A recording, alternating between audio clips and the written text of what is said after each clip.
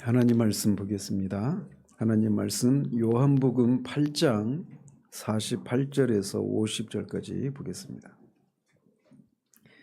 요한복음 8장 48절에서 50절까지입니다. 하나님 말씀이 이러합니다. 유대인들이 대답하여 이르되 우리가 너를 사마리아 사람이라 또는 귀신이 들렸다는 말이 옳지 아니하냐. 예수께서 대답하시되 나는 귀신 들린 것이 아니라 오직 내 아버지를 공경함이거늘 너희가 나를 무시하는도다.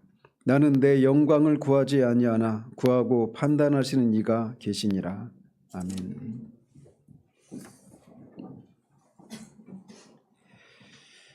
지난주 우리는 예수님이 자신에게서 죄를 입증해 보라고 하는 이런 도전을 통해 예수님이 흠없는 제물이자 우리의 의가 되실 자격을 확증하신 사실을 살펴보았습니다.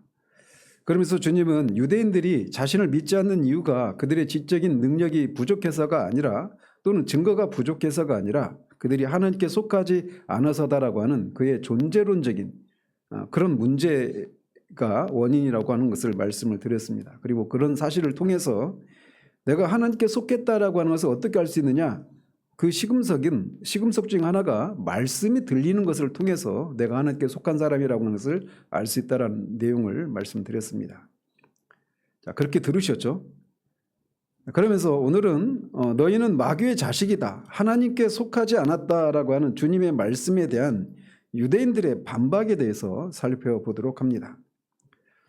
일반적으로 사람은 누군가의 말이 정말로 틀렸다고 생각할 때 말로 그 말이 왜 틀렸는지 논리적으로 증거를 대면서 그렇게 반박을 합니다. 그래서 논거를 제시하고 증거를 들고 논리로 맞섭니다. 그런데 만약에 반박할 논거가 없으면 어떻게 할까요? 특히 그 말이 틀리지 않은 것 같은데 그 말이 틀리지 않았다라고 하는 것을 받아들이면 자신의 삶의 체계가 흔들린다라고 하는 그런 상황의 경우에 사람들이 취하는 방식이 무엇일까요? 메시지를 공격 못하면 메신저를 공격한다고 하지 않습니까? 이게 오래전부터 있어 왔던 것입니다. 또는 그래서 일테면 나이를 가지고 공격한다든지 또는 짬밥을 가지고 계급을 가지고 찍어 누르려고 한다든지 외모나 학력이나 목사들은 교회 크기를 가지고 그 권위를 무너뜨리려고 하는 일들을 하죠. 또 여자의 경우는 웁니다. 말이 안 통하면 막 울어요. 아무튼 그런 식으로 논리로 맞서지 못하게 되면 그런 식으로 메신저를 공격하는 이런 일들을 보게 되는데 오늘 여기서 우리가 유대인들에게서 그런 모습을 보게 되는 겁니다.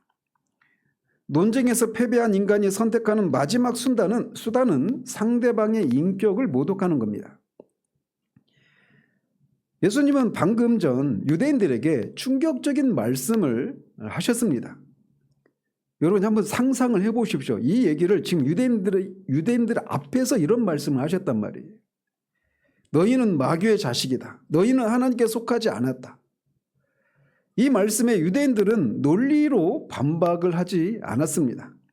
대신 이렇게 우리가 너를 사마리아 사람이라 또는 귀신이 들렸다는 말이 옳지 아니하냐고 반박을 합니다. 유대인들이 예수님을 향해서 너는 사마리아 사람이다 라고 이렇게 비난하는 것은 단순히 언어적인 폭력을 넘어서 진리의 빛 앞에서 실체가 폭로된 인간이 취하는 가장 정교하고 본능적인 심리적이고 신학적인 방어 기제를 담고 있습니다. 유대인들에게 사마리아 사람들은 혈통적으로 혼탁하고 종교적으로는 변절한 배교자의 대명사였습니다. 예수님께서 그들이 자부하던 아브라함의 자손이라고 하는 종교적인 유산을 소유했다고 해서 그것이 구원을 보장하지 않는다고 선언하시자 그들은 즉각적으로 예수님을 너는 사마리아 사람이다 이렇게 그렇게 반박을 하는 겁니다. 이것은 예수님의 정통성을 부정함으로써 그분의 말씀을 들을 가치가 없는 이방인의 소리 또는 이단의 소리, 배교자의 소리로 치부하기 위한 반박인 겁니다. 하나님으로부터 난 자가 아니면 말씀을 들을 수 없다는 주님의 지적에 대해서 역으로 예수님을 언약 밖의 존재로 규정해서 자신들의 영적인 우월감을 지키고자 한 반박이었던 겁니다. 그들은 예수님의 말씀에 논리적으로 반박할 수 없게 되자 이렇게 예수님을 인신공격하는 것을 통해서 자신의 영적인 실상을 직면하기를 피하고 자신의 양심의 소리를 잠재우려고 하는 시도를 이렇게 하는 거예요. 또 그들은 예수님을 귀신 들렸다라고 공격을 합니다. 그런데 이것은 단순한 욕설이 아닙니다. 귀신 들렸다라고 하는 이 말은 예수님의 가르침 자체를 무효화하려고 하는 그런 시도인 겁니다. 한번 생각해 보십시오. 만약 예수님이 귀신 들린 사람이라면 우리는 그분의 말씀에 어떤 태도를 취해야 할까요? 반박할 필요도 없겠죠. 귀신 들린 사람이 하는 말을 우리가 논리적으로 반박할 필요도 없고 귀신 들린 사람이 하는 말에 대해서 우리가 설득당할 필요도 없습니다. 설득될 위험도 없죠. 그냥 그 사람을 불쌍히 여기거나 무시하거나 쫓아내면 됩니다. 따라서 귀신 들렸다라고 하는 이 유대인들의 말은 예수님과의 논쟁을 종결시키기 위해서 그들이 꺼내든 마지막 히든카드였어요.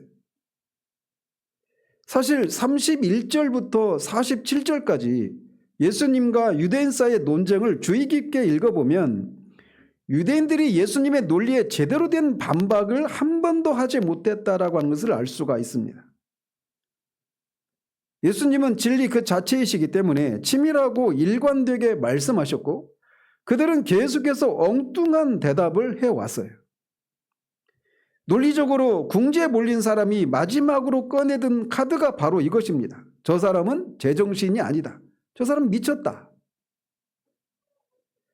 그런데 이것은 오늘날에도 동일하게 반복되고 있습니다. 복음이 누군가의 삶에 깊이 파고들 때 그 사람이 내놓는 반응이 종종 이것이에요. 기독교는 비이성적이다. 과학시대에 그런 말을 어떻게 믿을 수 있냐. 저 사람들은 다 세뇌된 사람들이다. 이런 식으로 말이죠.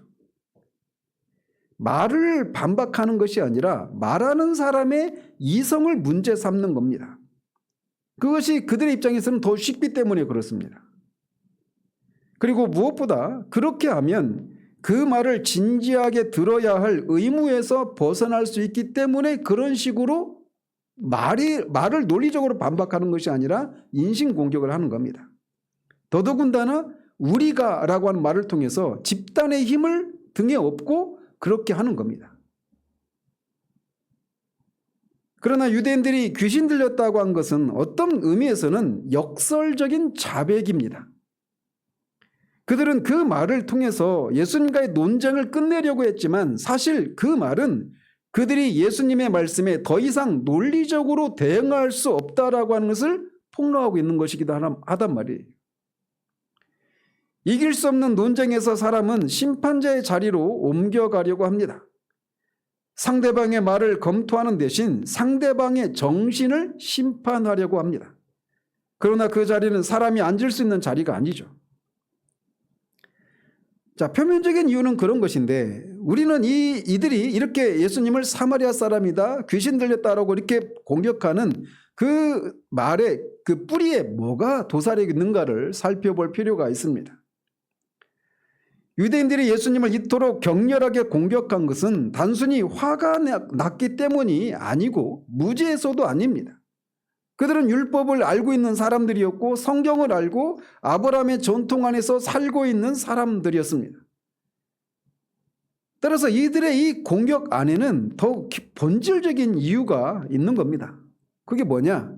만약에 예수님의 말씀이 사실이라면 그들의 세계 전체가 다 무너지는 것을 의미하는 거예요. 그것을 막기 위해서 몸부림을 치고 있는 겁니다. 그들의 정체성은 두 기둥 위에 세워져 있었습니다. 하나는 그들이 아브라함의 자손이라고 하는 것, 그리고 그들은 하나님의 백성이라고 하는 것, 이 두 기둥 위에 그들이 서 있었어요. 그런데 예수님이 그 두 기둥을 동시에 건드리신 것입니다. 너희는 아브라함의 자손이 아니라 마귀의 자식이다. 너희는 하나님께 속하지 않았다. 이렇게 공격을 하고 있는 겁니다. 그들을 지탱해주는 유일한 두 기둥을 예수님이 지금 뿌리째 흔들고 계신 거예요. 따라서 이 말씀은 신학적 토론의 주제가 아니었습니다. 그들은 그들의 존재, 예수님의 이 두 가지 말씀은 그들의 존재 전체를 향한 선언이었어요. 따라서 예수님의 이 선언을 진지하게 받아들인다라고 하는 것은 그들이 평생 쌓아온 종교적인 확신을 내려놓아야 한다라고 하는 것을 의미한 겁니다. 저도 정말 회심의 처음 회심할 때 긴 얘기를 할 수 없고 어쨌든 처음 회심할 때 그것이 시작되었던 그 밤에 하나님 앞에 기도할 때 하나님, 나는 오늘 죽어도 천국 갈 수 있다고 생각하는데 왜 내가 예수를 믿었다고 하는 그 사실 하나, 그래서 내가 예수를 믿고 구원받았다고 하는 그 사실 하나 때문에 세상이 알 수도 없고 줄 수도 없는 평강이 왜 나한테는 없습니까? 하나님, 나는 누구입니까? 이런 질문과 함께 회심이 시작됐거든요. 근데 그때 나는 구원받았다고 믿고 있었던 그 기반, 유대인들이 자신들은 아브라함의 자손이고 하나님의 백성이라고 그렇게 굳게 믿고 있었던 그 기둥에 해당되는 것들이 저한테도 있었어요. 뭐냐? 죄를 깨닫고 하나님의 심판을 받아 마땅한 죄인이라고 하는 것을 제가 깨달았던 그 경험들, 눈물 콧물 쏟아가면서 하나님 앞에 회개했던 그 기억들, 그리고 그 이후에 성경을 1년에 한 번 내지 한 번 반씩 계속 읽고 있었고, 술 담배 끊고 모든 공예배에 안 빠지고, 직장에서는 술 안 마시는 것 때문에 핍박을 받는 그런 상황들, 이런 것들이 저를 구원받은 사람으로 지탱해 주는 것들이라고 하는 것을 제가 붙들고 있었던 겁니다. 근데 그 순간 이것들이 나를 하나님 앞에 세워주지 못한다라고 하는 것을 알게 되면서 말할 수 없이 두려움이 밀려오면서 제 삶의 모든 구원의 확신에 대한 근거들이 다 무너져 버리는 것들을 보게 됐어요. 결론은 뭐냐? 그건 다 자기의에 불과한 거예요. 오직 그리스도가 십자가에 죽으시고 다시 사시고 그분이 나를 대신해서 율법을 지키심으로 얻으신 그 의를 믿는 그 믿음으로만 내가 구원받는다라고 하는 것을 그 이후에 알게 하셨어요. 유대인들에게서는 이 예수님의 이 말씀이 그들의 존재 전체를 완전히 뿌리째 흔들어버리는 그런 말씀으로 들렸던 겁니다. 그러니까 그거를 방어하기 위해서 예수님께 이런 말을 하고 이렇게 인신공격을 하고 있는 거예요. 자신들이 하나님을 안다고 생각했는데 모른다라고 하는 것을 인정해야 하는 그런 말씀이었습니다. 자신들이 의롭다고 생각했는데 그렇지 않다라고 하는 것을 받아들이는 것이었습니다. 그것은 너무나 고통스럽고 두려운 일이었습니다. 그리고 화가 나는 일이었어요. 말할 수 없이 분노가 치밀어 오르는 일이었습니다. 그래서 그들은 진리를 검토하는 대신 진리를 말하는 분을 공격하는 길을 선택한 겁니다. 칼빈은 이것을 중생하지 않은 인간 본성의 전형적인 모습이라고 말을 했습니다. 하나님의 진리가 선명하게 드러날수록 성령의 조명이 없는 사람은 그것을 향해서 더 격렬하게 다친다고 그는 말을 해요. 이게 바로 전적 타락입니다. 전적 타락이라고 하는 것은 막 못된 짓 하고 악한 일 하고 나쁜 짓 하고 이것을 말하는 게 아닙니다. 물론 그것도 포함되지만 뿌리는 뭐냐면 진리 앞에서 진리를 알아보지 못하고 오히려 진리를 말하는 사람을 적으로 삼는 것, 이게 전적 타락이 말하는 의미예요. 나는 그래도 도덕적으로 이 정도 어떤 그렇게까지 악한 일을 하지 않는다, 나는 전적으로 타락하지 않았다, 이렇게 생각하는데 전적 타락은 그런 의미가 아니란 말입니다. 진리를 알아보지 못하고 진리를 거부하는 거예요. 이게 전적 타락이 의미하는 것이란 말이에요. 그렇기 때문에 악을 행하는 거예요. 악을 행하는 것은 열매이고 그 현상이지, 그 뿌리는 진리를 알지 못하고 진리를 대적하는 거예요. 그게 전적 타락이 의미하는 거란 말이에요. 겉으로는 도덕적이고 선하고 종교적일 수 있습니다. 그러나 진리를 알지 못해요. 그런데 이 진단은 우리에게도 낯설지 않습니다. 복음이 내 삶의 어떤 부분에 손을 댈 때 여러분은 어떻게 반응하십니까? 그 말씀을 진지하게 검토하십니까? 아니면 그 말씀이 불편하기 때문에 그 말씀을 전한 사람을 마음속으로 공격하고 있지는 않습니까? 자신은 구원받았다고 생각했는데 말씀을 자꾸 듣다 보니까 나는 구원받지 않은 사람으로 느껴지고 나를 그렇게 무시하는 설교자가 기분 나쁘고 싫은 거예요. 설교자의 제1 의무는 자기의를 깨뜨리는 일이에요.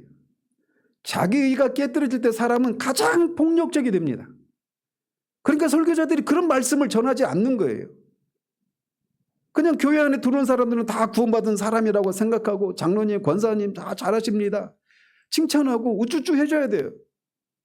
그들의 모든 섬김이, 그들의 종교적인 행위들이 정말 그리스도와 연합을 통해서 그리스도 안에서 나오는 생명을 힘입어서 성령의 능력을 힘입어서 하는 것인지 아닌지를 점검하도록 하는 말씀을 전하지 않아요. 왜? 그렇게 하면 그 권사가 장로가 떠나버리고 교회 어려움이 찾아오니까.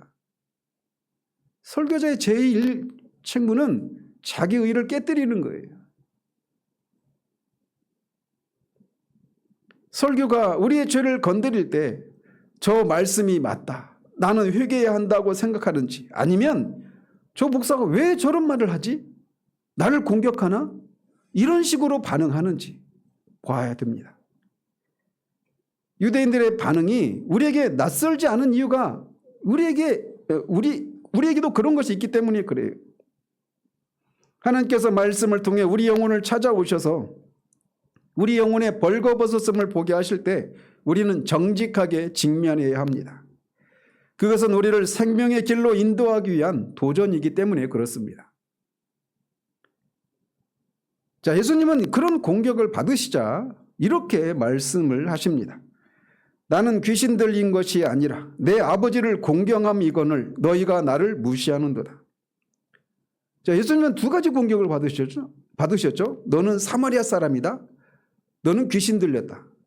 그런데 보십시오. 사마리아 사람이라고 하는 것에 대해서 변명하시는 것이 있습니까? 없죠. 방금 말씀드린 대로 유대인들에게 사마리아 사람이라고 하는 말은 단순히 그냥 출신 성분을 묻는 말이 아닙니다. 그것은 상종하지 못할 사람, 배교자, 율법밖에 가증한 자라고 하는 뜻을 담은 가장 저급한 욕설이었습니다. 만약에 누군가가 여러분에게 가장 치욕적인 이름을 붙여서 여러분을 부른다면 여러분은 어떻게 반응하시겠습니까? 아마도 즉시 우리의 일반적인 반응은 아니야, 나는 그런 사람이 아니야 라고 항변할 겁니다. 그렇지 않습니까?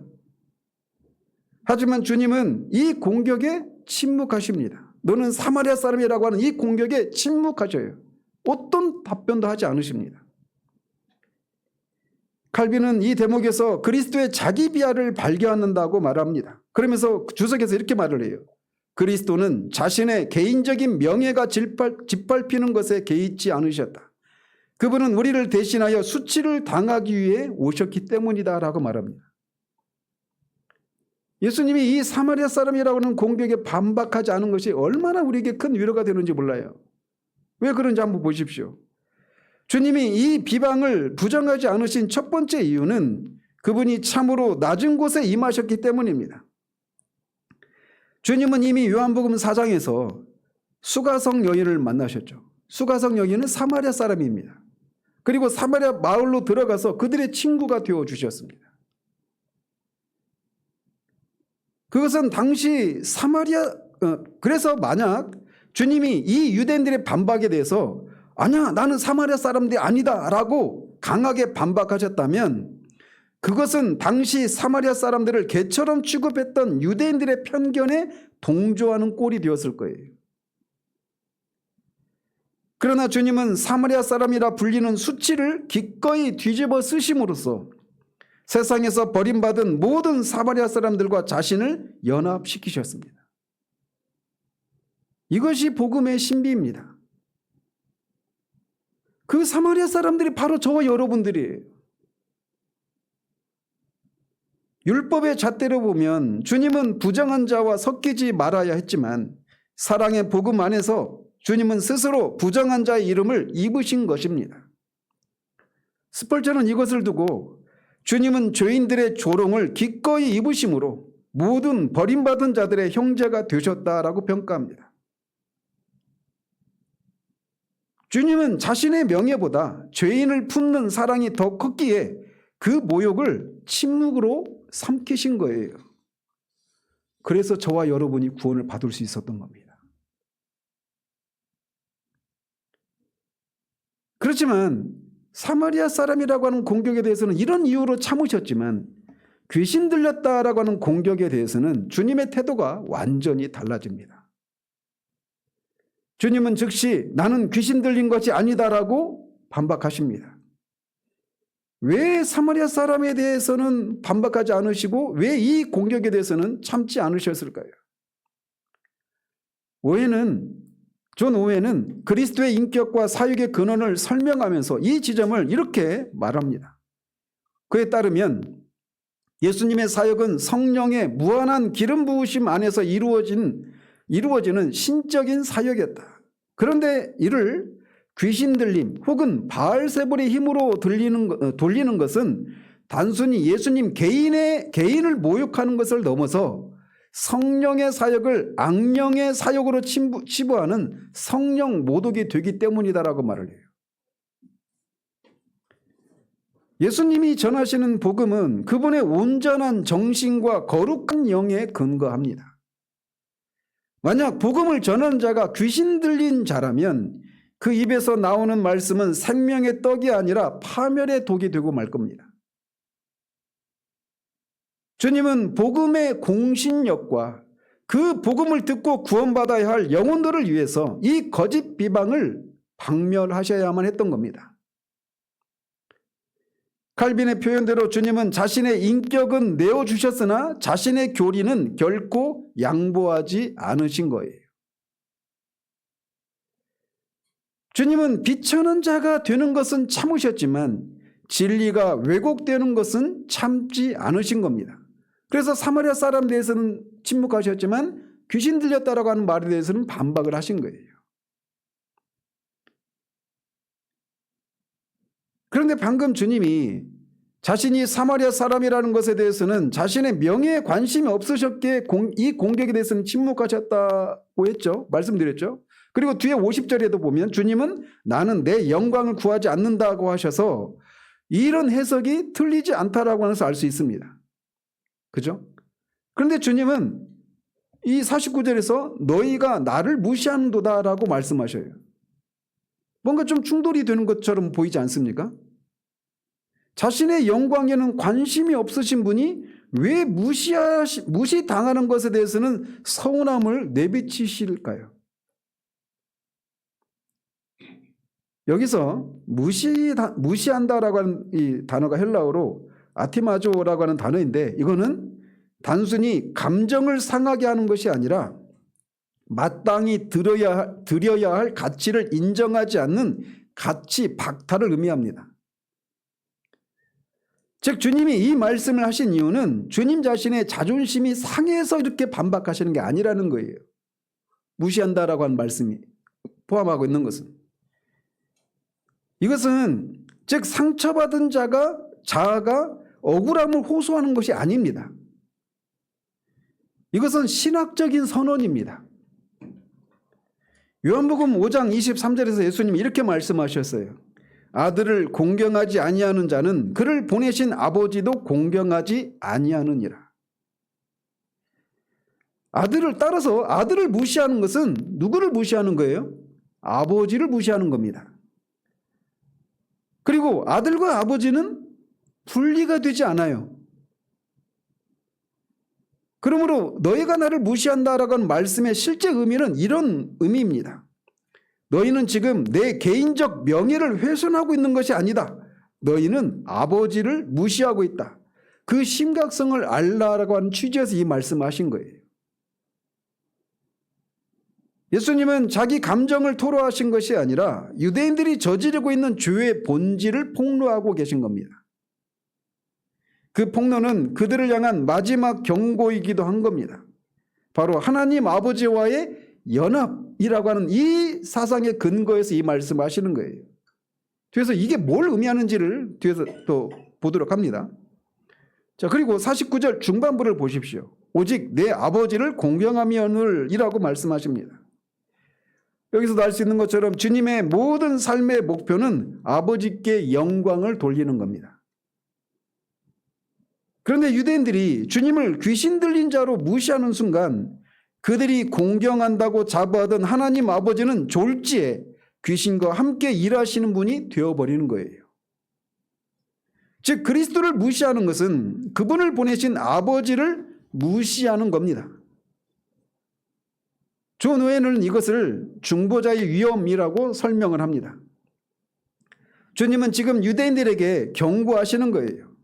너희가 나를 무시함으로써 생명의 근원이신 아버지를 거역하고 있구나.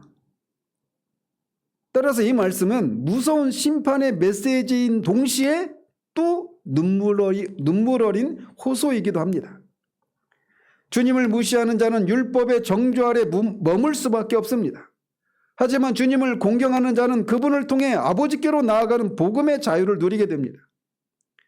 주님은 유대인들이 생명의 길에서 떨어지는 것을 안타까워하며 그들의 무례함을 이런 식으로 지적하고 계신 거예요. 바로 이 주님의 모습, 사마리아 사람이라고 하는 것은 침묵하셨지만 귀신 들렸다라고 하는 말에 대해서는 반박하시는 이 주님의 모습은 우리의 우리가 써내려야 할 그 신앙의 모습과 닮아 있습니다. 세상은 우리를 향해 끊임없이 사마리아 사람이라고 하며 손가락질합니다. 너 예수쟁이지? 너 뭐지? 막 이런 식으로 말이에요. 너희는 왜 그렇게 고지식하냐? 너희는 왜 이렇게 유별나냐? 라고 하면서 우리를 사회적인 외톨이로 만들지도 모릅니다. 그때 우리는 주님처럼 침묵할 수 있어야 합니다. 세상의 인정과 명예라는 안전한 울타리 안에 숨으려 하지 말고 비방받는 자리에 서는 위험을 택해야 합니다. 우리의 명예가 공격을 받을 때는 주님처럼 사마리아 사람이라고 하는 것을 통해서 주님의 명예가 공격받을 때 그것에 대해서는 침묵하셨던 것처럼 우리도 우리 자신의 명예가 공격받을 때는 침묵을 해야 한다는 거예요. 그러나 복음의 핵심 가치가 공격받을 때, 하나님의 영광이 가려질 때 우리는 주님처럼 단호해야 합니다. 우리는 아버지를 공경하는 자들이며 이 진리는 결코 양보할 수 없다고 우리가 할 수 있는 것을 해야 되는 겁니다. 예수님은 사마리아 사람이 되는 수치를 참으심으로 우리를 친구라 불러주셨고 귀신 들렸다는 모독을 반박하심으로써 우리에게 순전한 진리를 물려주셨습니다. 우리는 그분 안에서만 참된 명예를 찾을 수 있습니다. 그러니 나를 향한 비난에는 너그럽고 하나님의 영광을 향한 열정에는 뜨거웠던 주님의 그 마음을 품으시는 여러분 되시기를 바랍니다. 오늘 설교 제목이 뭔지 아십니까? 내 영광이 주님의 영광. 여러분에게 어떻게 다가오십니까? 반대 아니야? 이렇게 생각하시지 않았어요? 주님의 영광이 내 영광. 근데 왜 제가 내 영광이 주님의 영광이다? 그 얘기는 달리 말하면 내 수치는 주님의 수치. 여러분 그렇게 생각하십니까?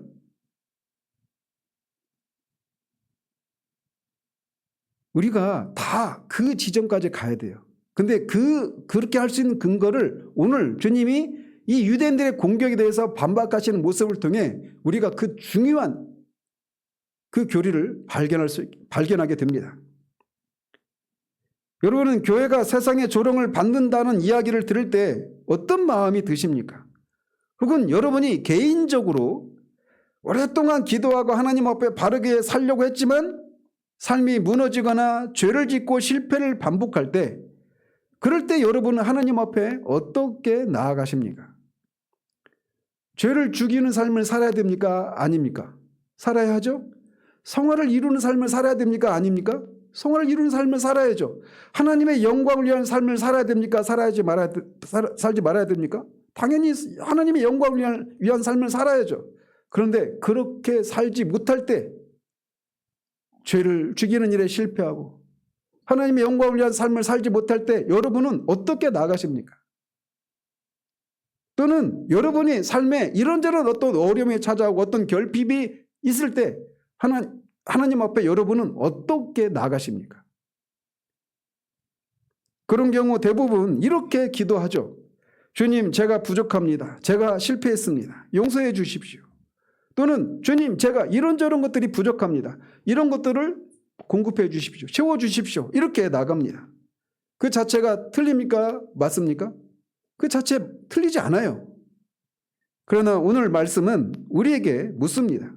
그게 전부냐? 우리가 주님 앞에 나갈 수 있는 것이 그게 전부냐? 이 기도의 뿌리가 얼마나 깊이 내려가고 있는가를 우리에게 묻고 있습니다.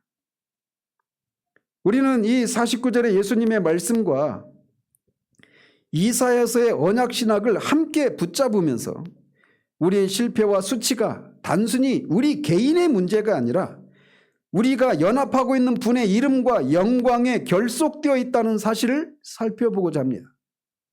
이게 연합의 교리예요. 그리고 그 인식이 우리의 기도와 삶을 어떻게 바꾸는지를 함께 생각해 보고자 합니다. 자, 주님은 나는 아버지를 공경하는 것인데 너희가 나를 무시한다고 하신 말씀 안에는 하나의 전제가 깔려 있습니다. 뭐가 깔려 있습니까? 나를 무시하는 것은 아버지를 무시하는 것이다 라고 하는 전제가 깔려 있는 거죠. 즉 나를 공경하는 것이 아버지를 공경하는 것이고 나를 무시하는 것이 아버지를 무시하는 것이다 라고 하는 인식이 깔려 있는 겁니다. 그 인식을 주님이 갖고 계신 거예요. 나를 무시한 그래서 이것은 단순한 대리인의 논리 정도가 아닙니다. 이를테면 외교관을 무시하는 것이 그를 보낸 나라를 무시하는 것과 같은 그런 식의 논리 정도가 아니에요. 이것은 존재론적 연합, 즉 나와 아버지는 하나라고 하는 사실에서 나오는 인식인 겁니다. 뒤에 10장에서 앞에 5장에서도 그렇죠. 아버지와 나는 하나다라고 하는 말씀을 끊임없이 이렇게 저렇게 다양한 방식으로 말씀하시지 않았습니까? 그런데 더 놀라운 것은 바로 50절입니다. 나는 내 영광을 구하지 아니하되.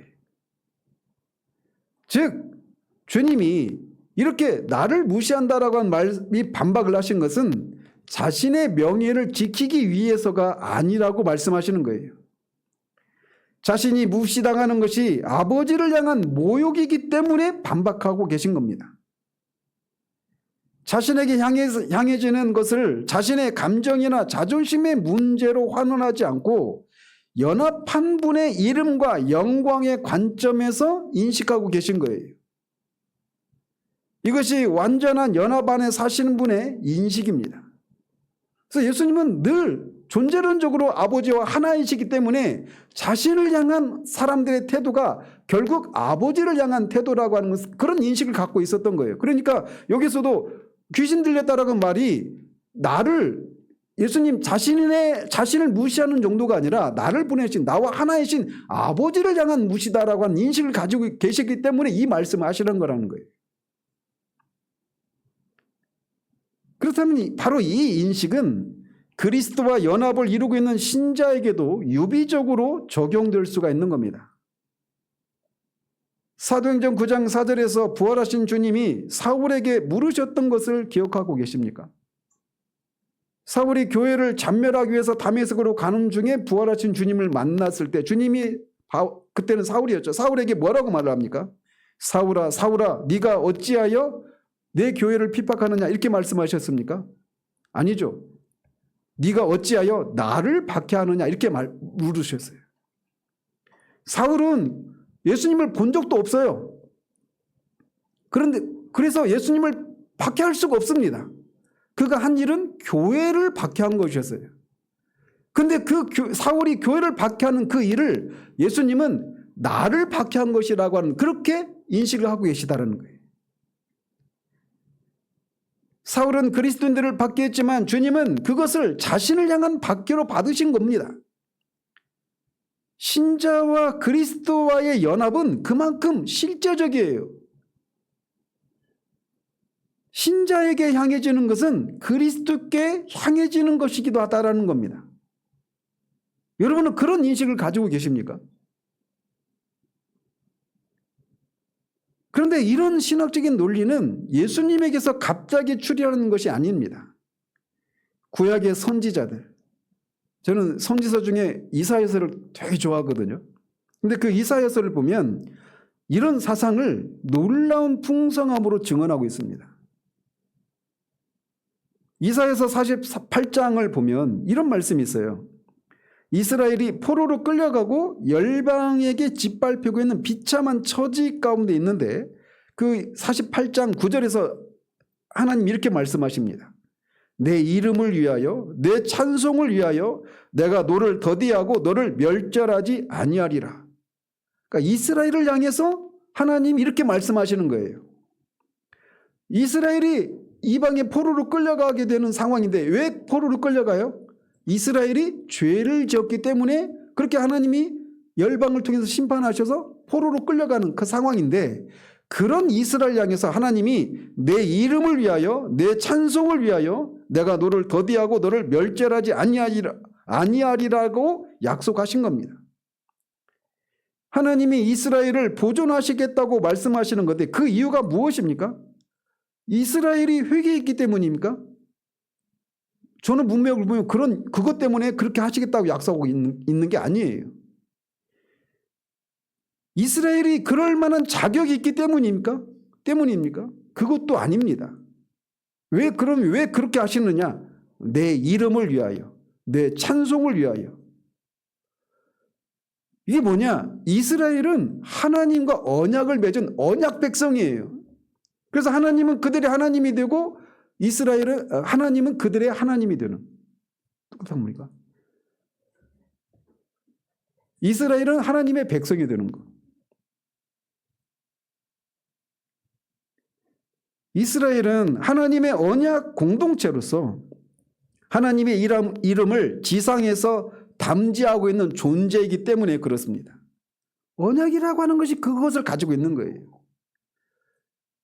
어제 그 금요기도 때 언약에 대해서 했죠. 여러분 안 들으신 분은 꼭 들으시길 바랍니다. 이 언약을 모르고는 신약을 이해할 수도 없고 신자의 삶도 이해할 수가 없어요. 근데 우리 한국교회는 언약의 개념이 없어요. 제가 볼 때 그 일단을 오늘 살펴보려고 하는 겁니다. 따라서 이렇게 이스라엘은 하나님의 언약 백성으로서 세상 가운데서 하나님의 거룩하신 이름을 드러내는 존재로 하나님이 그렇게 구별해서 택한 백성이에요. 따라서 이스라엘이 열방에게 짓밟히면 열방은 그들의 하나님이 어디 있느냐라고 하면서 조롱합니다. 따라서 이스라엘의 수치는 곧 하나님의 이름이 조롱받는 사건입니다. 반대로 이스라엘의 회복은 하나님의 영광의 문제와 연결되어 있는 거예요. 이스라엘의 상황이 하나님의 영광과 하나님의 이름과 연결되어 있는 겁니다. 이 언약 관계를 인해서.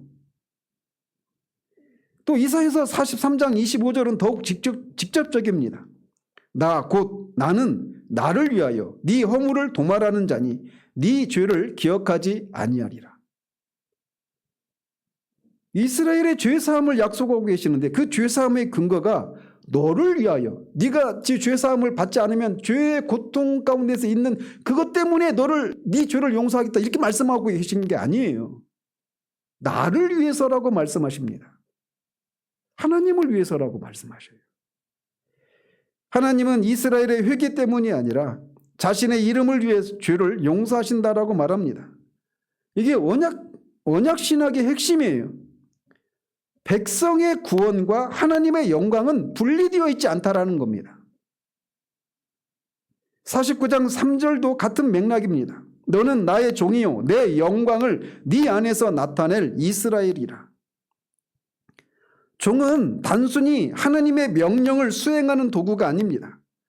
종은 하나님의 영광을 몸 안에 담고 세상에 드러내는 존재입니다. 그렇기 때문에 종이 수치를 당하는 것은 하나님의 영광이 가려지는 것이고 종의 회복은 곧 하나님의 영광이 드러나는 거예요. 이게 이스라엘과 하나님과 맺고 있는 언약 관계 안에서 언약 관계, 언약 백성이라고 하는 것이 의미하는 거란 말이에요. 이사야서 63장 15절 19절 보면 이렇습니다.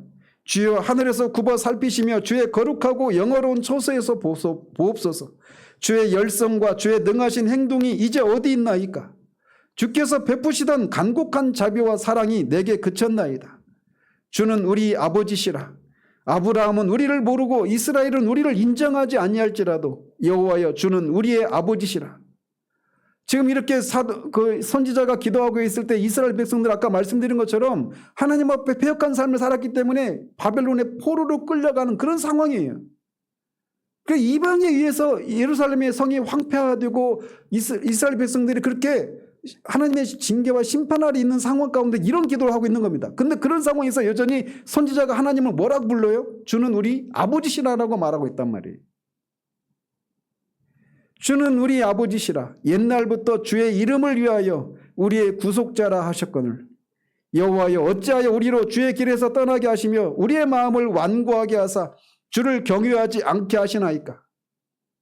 지금 이스라엘 백성들이 하나님이 이스라엘 백성들이 이렇게 심판을 받는 것은 그들의 마음이 완고하고 하나님을 떠났기 때문에 이런 심판을 받는 것인데 그래서 그 심판을 받고 있는데 마치 이 책임을 하나님께 돌리고 있는 듯한 이런 기도를 하고 있는 거예요.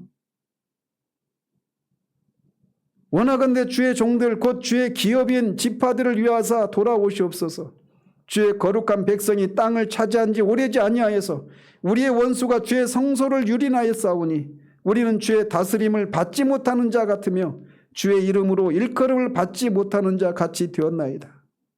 그러면서 64장에서 원하건대 주는 하늘을 가르시고 불이 섣불 사름같이 그렇게 하나님 강림하셔서 우리가 여전히 죄악 가운데 하나님의 심판을 받아 마땅한 죄인들임에도 불구하고 여전히 우리에게 하나님의 이름이 걸려있는 하나님의 백성이 오니 우리를 이 상태로 내버려두지 마시고 우리를 다시금 회복시키셔서 우리를 통해 받으셔야 될 하나님의 이름과 이름에 합당한 영광을 주님 받으시기를 기도하고 있는 겁니다. 다니엘의 기도나 느헤미야 기도는 다 같은 구조를 따라요.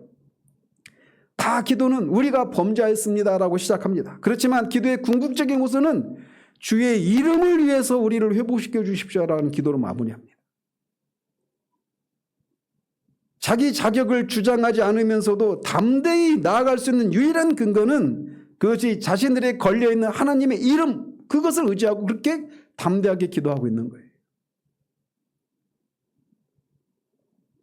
이 요한복음 8장 49절과 이사야의 이 흐름은 하나의 신학적인 논리로 수렴이 됩니다. 뭐냐? 연합 안에 있는 자의 상태는 연합 대상의 영광과 불가분하게 결속되어 있다는 겁니다. 그래서 언약 백성이 이스라엘이 처한 그 상황은 그의 언약 대상이신 하나님의 영광과 뗄래야 뗄 수가 없다는 거예요. 이스라엘이 수치를 받으면 하나님이 그들을 통치할 능력이 없는 무능력한 존재다.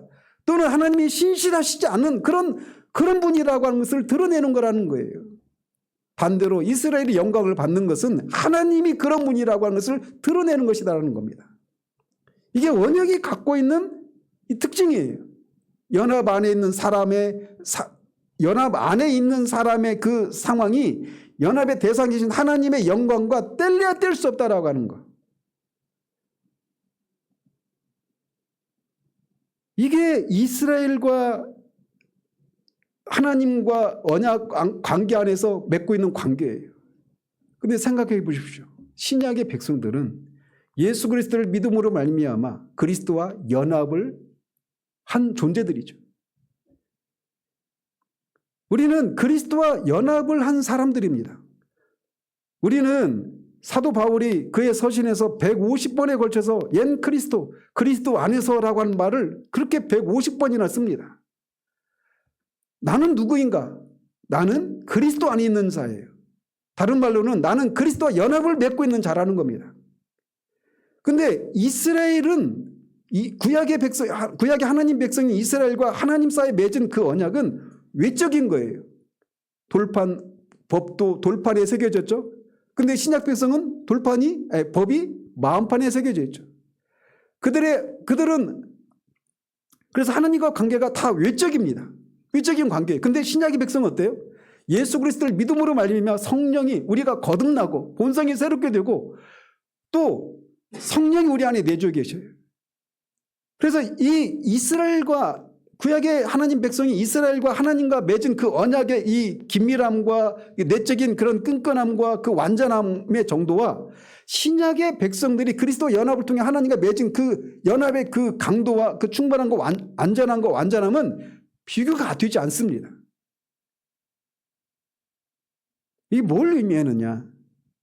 그리스도와 연합한 신자는 이스라엘이 그렇게 외적인 그런 언약 관계 안에 있는 이스라엘의 실패가 하나님의 영광과 결부됐고 이스라엘 수치가 하나님의 영광과 결부됐다라고 말한다면 그리스도와 연합을 통해서 하나님의 백성이 된 신약의 신자들의 수치와 신자들의 영광은 하나님의 영광과 더 뗄래야 뗄 수 없는 그런 긴밀한 그런 연합을 이루고 있다는 사실이에요. 그래서 그리스도와 연합한 신자는 자신의 실패가 그리스도의 영광이 가려지는 사건임을 알아야 합니다. 이 인식이 생기면 기도의 성격이 바뀝니다. 나를 회복시켜 주십시오가 아니라 주의 이름을 위해서 회복시켜 주십시오. 이것은 말의 형식만 바뀌는 것이 아니라 기도의 뿌리가 바뀌는 겁니다. 인식을 바꿔야 됩니다. 나의 실패를 단지 나의 문제라고 환원하지 마십시오. 그리스도와 연합된 신자의 연약함은 그리스도의 영광이 가려지는 사건입니다. 나의 실패는 제가 그래서 하나님 앞에 계속 기도하는 게 뭐냐면 저의 삶과 존재를 통해서 드러내는 정도가 그리스도를 통해서 하나님이 하신 일의 전부가 아니지 않습니까? 그러니 저를 이런 상태, 이런 정도의 삶을 살아내는 데서 멈추지 말아 주시기를. 그런 기도가 어떻게 나오느냐? 내가 그리스도와 연합을 통해 하나님과 그렇게 하나님의 이름이 나에게 걸려있다라고 하는 이 확신, 여기서 그런 기도를 할 수 있게 되는 거예요. 근데 이건 목사만 할 수 있습니까? 모든 그리스도인에게 해당되는 사실이에요.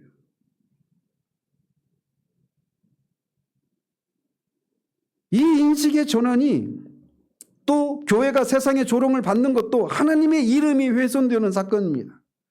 이 인식의 전환이 모든 것을 바꿉니다. 기도의 언어를 바꿔야 돼요. 나를 도와주십시오에서 주의 이름을 위해서 나를 도와주십시오. 이렇게 가야 돼요.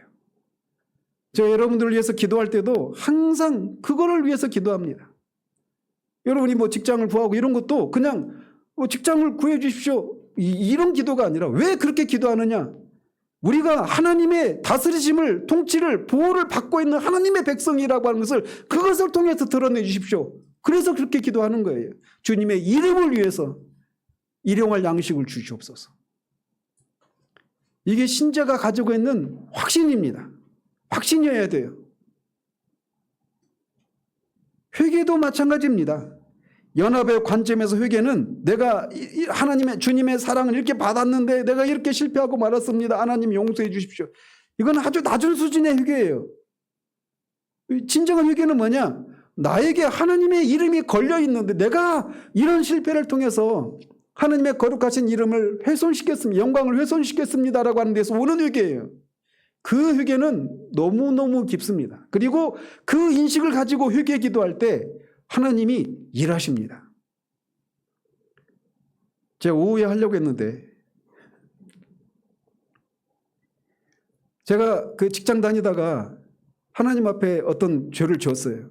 그 얘기하면 한참 기니까. 근데 어쨌든 그래서 하나님과의 관계가 끊어진 것은 친밀한 사랑을 누리지 못하는 그런 상태를 한 10일 정도 지나가면서 정말 너무나 고통스러웠어요. 그래서 차라리 이렇게 사느니 차라리 저를 죽여달라고 하는 이런 기도를 올려드렸습니다. 과장된 얘기가 아니라 진짜 하나님과 그런 사랑의 관계를 내가 누리지 못한 채 살아가는 이 삶을 내가 평생을 살아가야 된다라면 차라리 오늘 죽는 게 낫겠다, 이런 생각이 들 정도로. 그래도 하나님이 응답이 없었어요. 근데 딱 이 기도, 하나님, 아직도 제가 십자가의 그늘에 설 수 있는 자리가 있다면 저를 다시금 회복시켜 주시고 그 십자가의 보혈의 능력이 여전히 유효하다라고 하는 것을 드러내 주십시오. 그 기도가 끝나자마자 하나님의 그 막 찢어지시는 마음을 제게 막 부어주시는 거예요. 거기서 막 회개 기도가 막 터져 나오면서 다시금 그 하나님의 사랑이 회복되면서 이 하나님의 사랑을 잃어버리지 않을 수 있다라면 내가 이 세상에서 어떤 직업을 받고 어떤 대가를 치르더라도 기꺼이 하겠다라고 하는 이 담대함이 거기서 생겨나더라고요. 또한 우리는 소망의 근거를 붙들어야 합니다. 우리의 회복을 기대할 수 있는 것은 우리가 충분히 반성했기 때문이 아닙니다. 나를 위하여 내 허물을 도말한다라고 하는 이 말씀이 우리의 소망입니다. 하나님은 자신의 이름을 위해서 우리를 회복시키십니다. 이 은혜는 우리의 자격에 달려있지 않기에 가장 깊은 실패의 자리에서도 담대히 구할 수 있는 겁니다.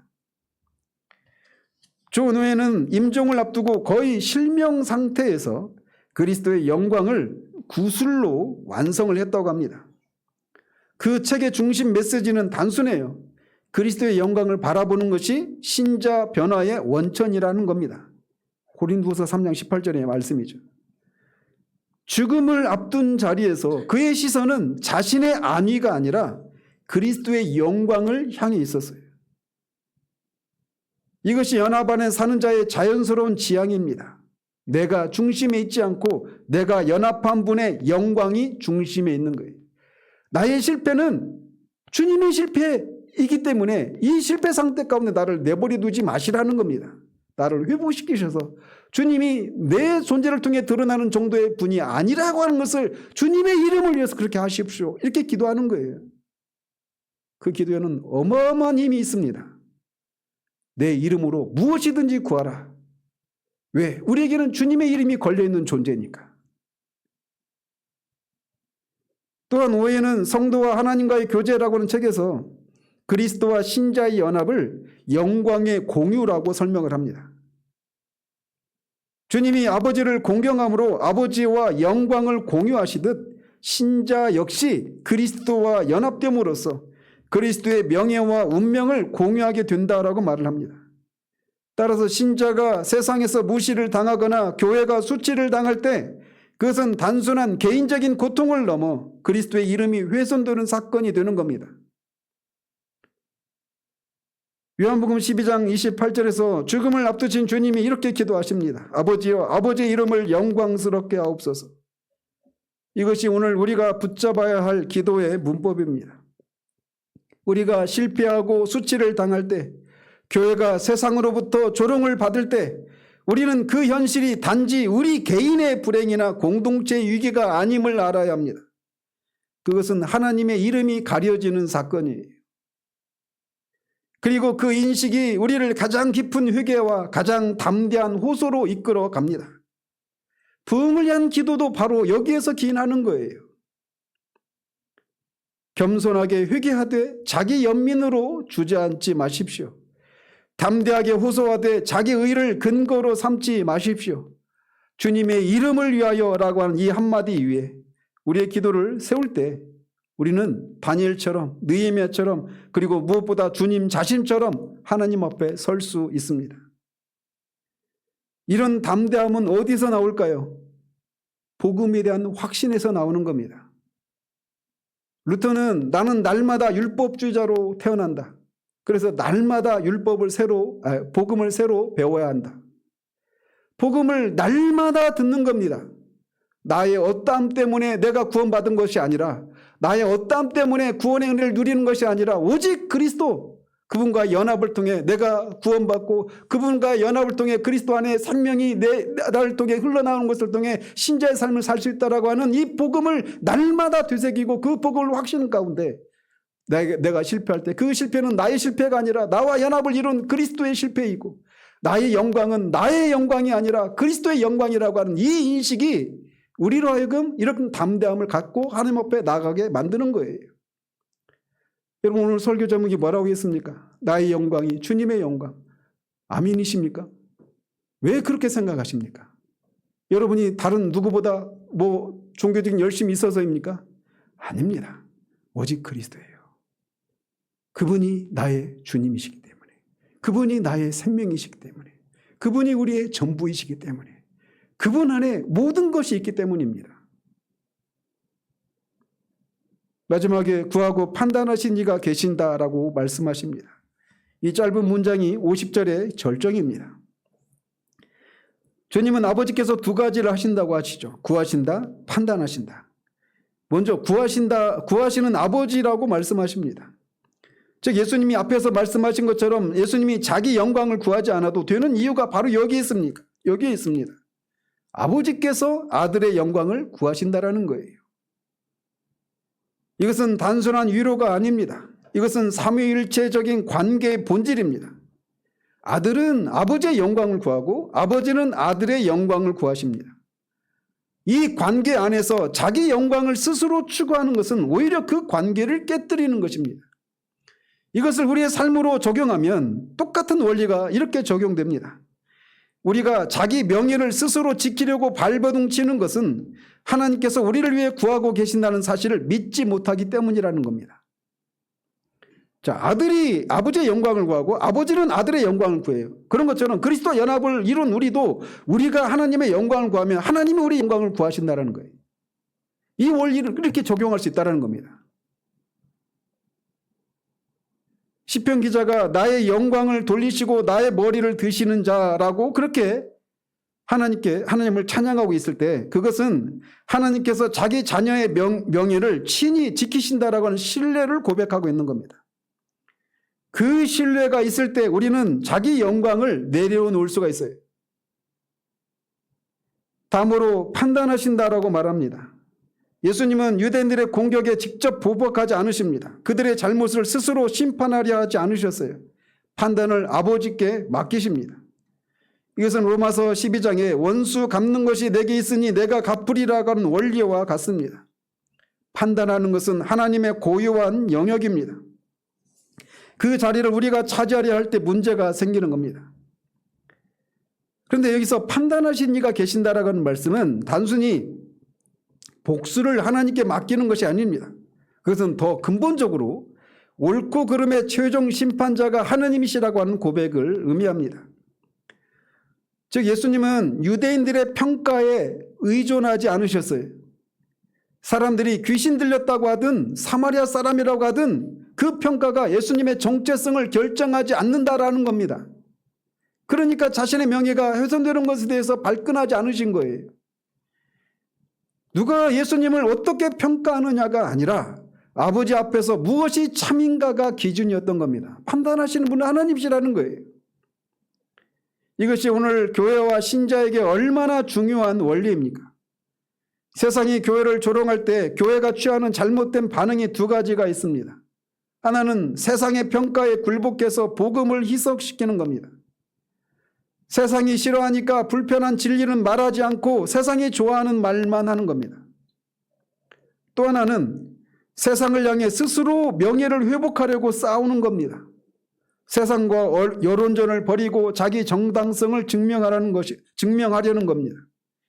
두 반응 모두 판단의 기준을 어디에 두고 있는 거예요? 세상에 두고 있는 겁니다. 그러나 예수님의 방식은 달랐습니다.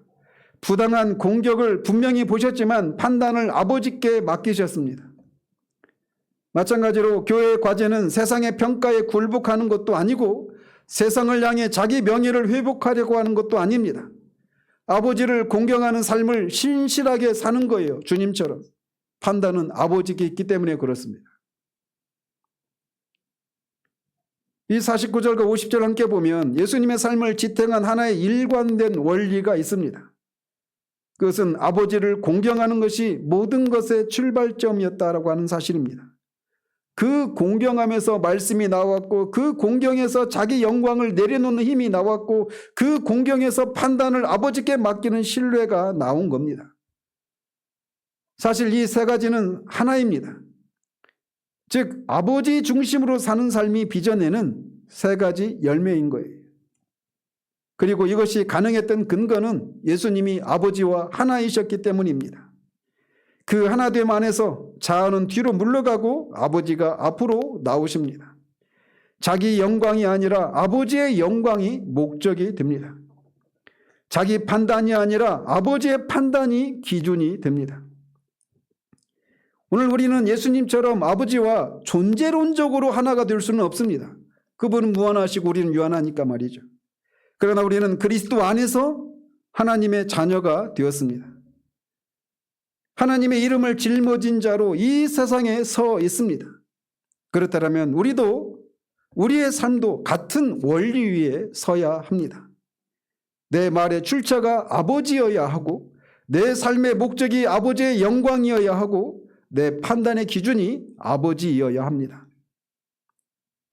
세상이 우리를 조롱할 때, 부당하게 공격할 때, 우리 이름이 무시당할 때 우리는 어떻게 서야 합니까?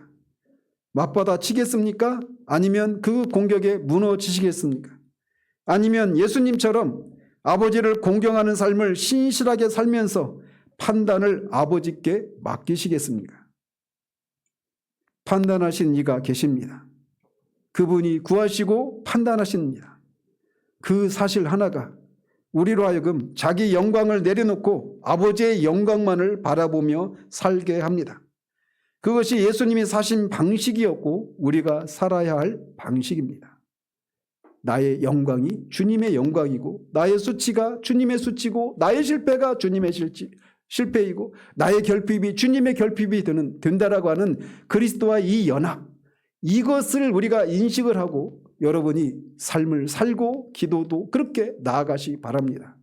그냥 내가 이런 결핍, 이런 것이 필요합니다. 나를 도와주십시오가 아니라 그런 나를 통해 주님이 정말 이스라엘이 구약 백성이 그 하나님 앞에 언약의 근거에서 그렇게 하나님 앞에 담대하게 자신들이 죄 때문에 받고 있는 상황임에도 심판을 받고 있는 상황임에도 불구하고 저는 여전히 우리 아버지시라고 말하면서 왜 우리를 이런 상태 가운데 내버려 두십니까? 라고 마치 책임이 하나님께 있는 것처럼 그렇게 말하면서 주님의 이름을 위해서 다시금 정말 주님 우리의 구속자이시고 우리의 아버지시고 우리는 하나님의 백성이라고 하는 것, 주님의 손이 짧아지신 것이 아니라고 하는 것, 주님의 능력이 여전히 유효하시고 능력이 변함이 없다라고 하는 그것을 드러내 주십시오라고 하는 이런 기도를 할 수 있었던 것처럼 우리도 그리스도와 연합을 이루고 있는 우리도 그렇게 하나님 앞에 우리의 실패 가운데 우리의 결핍 가운데 그렇게 주님 앞에 나아가는 우리들 되기를 바랍니다. 그 모든 것이 그리스도 안에 있습니다. 기도하겠습니다. 하나님 아버지, 예수님이 너는 사마리아 사람이다, 너는 귀신 들렸다 라고 하는 이 유대인들의 반박에 대해서 자신의 명예가 공격을 받는 것에 대해서는 죄인을 향한 사랑 때문에 또 죄인과 하나 되는 것을 통해 그들을 구원하시기 위해서 그렇게 침묵하셨지만 귀신이 들렸다라고 하는 이 것에 대해서는 그것이 진리와 연결된 것이기 때문에 그렇게 단호하게 반박을 하시는 중에 그렇게 자신을 귀신 들렸다고 하는 것이 결국은 나를 무시하는 것이다 라고 말씀하시는 것을 통해 그렇게 반응을 보이셨던 것은 나를 무시하는 것은 나를 보내신 나와 하나이신 아버지를 무시하는 것이라고 하는 그 인식이 있었기에 그렇게 반응했던 이 사실을 살펴보았습니다. 하나님, 우리도 그리스도와 연합을 이룬 존재여서 우리에게 하나님의 거룩하신 이름이, 하나님의 거룩하신 영광이 우리에게 걸려있는 존재들이라고 하는 이 인식을 늘 붙들고 살아가는 우리들 될 수 있도록 도와주시옵소서. 정말 그래서 우리가 삶을 적극적으로 살아내는 삶의 자리에서 뿐만 아니라 그렇게 실패할 때에도 어떤 결핍이 있을 때에도 개인의 실패요 개인의 결핍이 아니라 나와 연합을 통해 나에게 걸려있는 그리스도의 이름과 그리스도의 영광을 위해서 이 실패 가운데 나를 회복시켜 주시고 나를 새롭게 해주시기를 위해서 담대하게 나아가는 우리들 되기를 원합니다. 이 구약 백성인 이사야가 그런 느슨한 신약에 비해 느슨한 그런 언약 관계 안에서조차도 자신들의 폐역으로 인해 하나님의 심판을 받는 상황 가운데서도 여전히 주는 우리 아버지시라, 주는 애적부터 우리의 구속자라고 말하면서 자신이 그렇게 하나님의 심판 아래 있는 그 현실을 통해 이방이 너희 하나님이 어디 있느냐고 말하는 것을 통해 하나님의 이름이 훼손되는 것을 인하여서 주님의 이름을 위해서 자신들의 회복을 위해서 구했던 것처럼 이제 더 긴밀하고 더 영적이고 더 안전한 그런 연합을 이루고 있는 신약 백성인 우리들도 그들보다 더 뛰어난 그런 확신을 가지고 그렇게 주님 앞에 나아가는 우리들 될 수 있도록 도와주시옵소서. 나의 실패가 주님의 실패요, 나의 수치가 주님의 수치요, 나의 영광이 주님의 영광이라고 하는 감히 도무지 생각할 수 없는 그것이 그리스도를 통해 그리스도의 피를 통해 새 언약을 맺으시고 우리가 새 언약 백성 되었다라는 그 확신에서 그런 담대함이 나옴을 우리가 알고 날마다 복음을 알고 복음을 새롭게 적용하는 삶을 통해 그런 확신과 자유함과 담대함 가운데 주님 앞에 나아가는 우리들 될 수 있도록 도와주시옵소서. 그리고 그렇게 나아가는 자들을 반드시 도우시고 인도하시는 하나님의 그 응답을 늘 삶 가운데서 힘껏 누리는 그런 우리들 되기를 소원하고 우리 주 예수 그리스도 이름으로 기도합니다. 아멘.